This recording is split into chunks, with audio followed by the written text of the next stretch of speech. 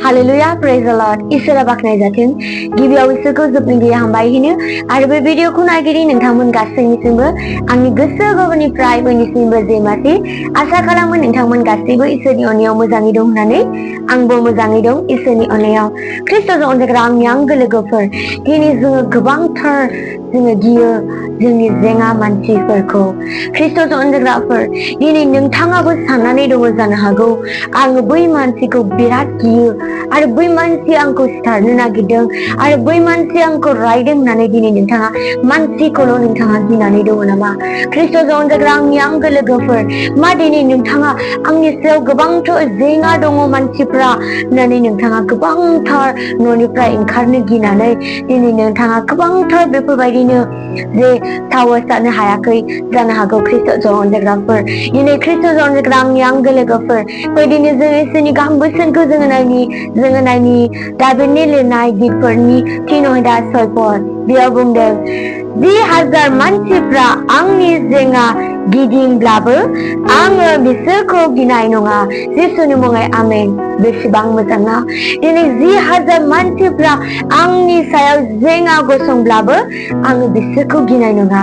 मानि थाखाय दाबिदा 10,000 मानसिफ्रा बिनि जेंना गसंब्लाबो मानि थाखाय गियाखै? मानोना बियो इसोरखौ गिदों। दिनै ख्रिस्ट'जों अनजाग्रा आंनि आंगो लोगोफोर, दिनै जोङो दासिमबो इसोरखौ जोङो गिनो रोङाखैब्ला फै दिनै जोङो इसोरखौ जोङो गिदिनि।